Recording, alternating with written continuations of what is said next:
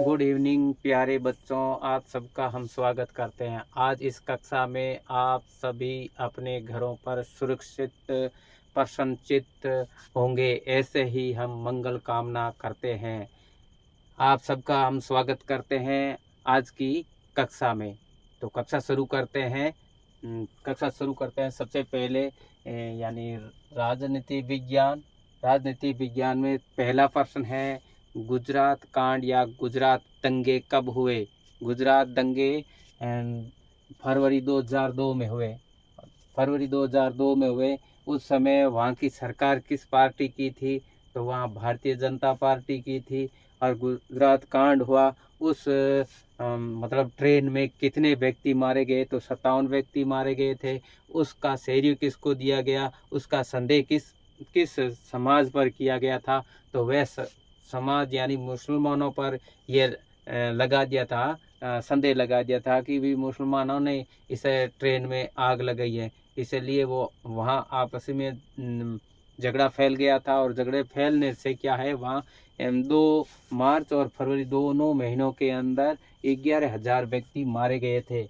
और इसके बाद में जो केंद्र में सरकार थी भारतीय जनता पार्टी की, वहाँ प्रधानमंत्री अटल बिहारी वाजपेयी जी ने मुख्यमंत्री नरेंद्र मोदी जी से कहा था कि आप यानी जातीय संघर्ष में इसमें भाग नहीं लेना चाहिए और किसी का पक्ष नहीं लेना चाहिए और आप राजधर्म को पालन करें। इसलिए वहाँ राजधर्म का पालन किया गया, और करने के बाद में वहाँ शांति बहाल हो गई। इससे आगे चलते हैं। तो आगे का प्रश्न है, 17वीं लोकसभा में भाजपा को वोट कितने प्रतिशत मिला? 17वीं लोकसभा में भारतीय जनता पार्टी को 56% वोट मिले और कुल सीटें आई थी 303। भारतीय भाजपा को 56% वोट मिले और 303 सीटें आई थी। इसके बाद में है, सिख विरोधी दंगे कब हुए? सिख विरोधी दंगे 1984 में हुए थे। कब हुए सिख विरोधी दंगे? तो 1984 में हुए, पंजाब में।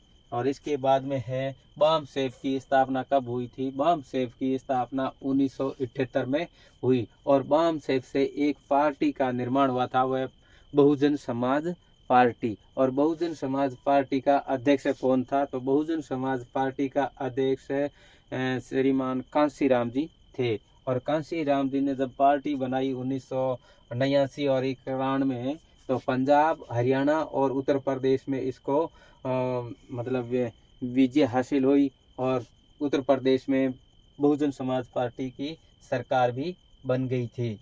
और इससे बाद में देखते हैं, जैसे SC ST OBC, SC ST का आरक्षण है, इस तरह से यानी OBC यानी तीसरा कास्ट वर्ग यानी अन्य पिछड़ा वर्ग के लिए एक आयोग गठित कर दिया गया था। और उसकी मांग सबसे पहले बिहार के मुख्यमंत्री कर्पूरी ठाकुर ने कहा कि OBC के लिए भी आरक्षण की व्यवस्था होनी चाहिए और एक आयोग बना दिया गया। और उसी आयोग के आधार पर 1978 में 27% OBC के लोगों को आरक्षण दे दिया गया। और इसी के साथ में हम आगे चलते हैं। तो राजनीतिक बहुदलीय प्रणाली शुरू कब हुई? तो राजनीतिक बहुदलीय प्रणाली जब से शुरू होगी जब कांग्रेस का खात्मा हो गया, यानी कांग्रेस का विभाजन हुआ, तो वह कांग्रेस से निकल कर लोगों ने अलग अपनी क्षेत्रीय पार्टियां बना ली, इसलिए बहुदलीय प्रणाली शुरू हो गई थी। और इसके बाद में है, भारतीय जनता पार्टी को बहुमत कब मिला था? पूर्ण बहुमत कब मिला था? तो भारतीय जनता पार्टी को बहुमत 2014 में मिला था। और वहाँ नरेंद्र मोदी जी प्रधानमंत्री बन गए और वर्तमान में भी चल रहे हैं। गोवा भारत संघ का एक राज्य कब बना? तो 1987 में गोवा भारत संघ का एक राज्य बन गया था। इससे आगे चलते हैं। श्रीलंका में भारत सरकार ने शांति सेना किस प्रधानमंत्री ने भेजी थी?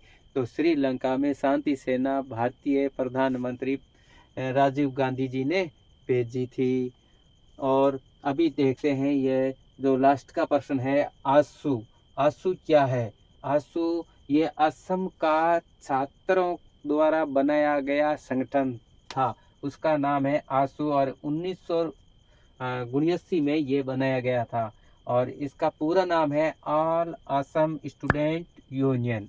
All Assam student union. इसका उद्देश्य था, ये इसलिए बनाया गया था कि इनकी मांग थी, जो भी अवैध प्रवासियों हैं, जो भी अवैध प्रवासी यानी जो असम में निवास करती है तो करती है, लेकिन दूसरे लोग जो असम में आकर बस गए हैं, निवास करने लग गए हैं और उन्होंने अपने वोटर आईडी कार्ड भी बना लिए हैं और वो यहाँ के मूल निवासी बन गए हैं, तो असम के लोग उसका विरोध करते कि हम इसको यहाँ नहीं रहने देंगे, यहाँ से बाहर निकालेंगे।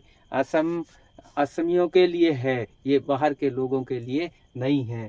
ये आंदोलन चलता रहा, ये 6 साल तक चलता रहा, लेकिन इस पर कोई कार्रवाई या कोई सुनवाई नहीं हुई। और इसके बाद में आगे चलकर क्या है, राजीव गांधी और ये आंसू के बीच में समझौता हो गया। आंसू के जो भी नेता थे उनके बीच और राजीव गांधी के बीच में समझौता हुआ और उस समझौते के तहत क्या है, वहाँ शांति बहाल कर दी गई कि अगर सरकार आपकी बन जाएगी और सरकार बनने के बाद में हम एक ऐसा आयोग गठित करेंगे और उस आयोग के द्वारा यहाँ असम में जांच करेंगे और जांच के द्वारा ये पाया जाएगा कि जो व्यक्ति यहाँ निवास कर रहे हैं वो असम के मूल निवासी नहीं है, तो उसको यहाँ से निकाल दिया जाएगा।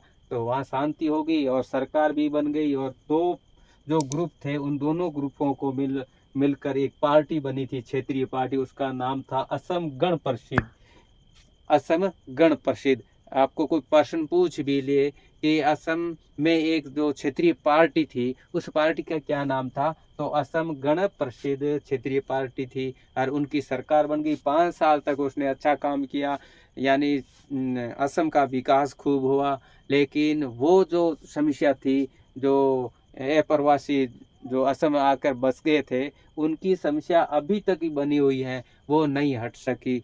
इसी के साथ हम ये आगे नेक्स्ट क्लास में मिलेंगे, तब तक के लिए जय हिंद, जय भारत।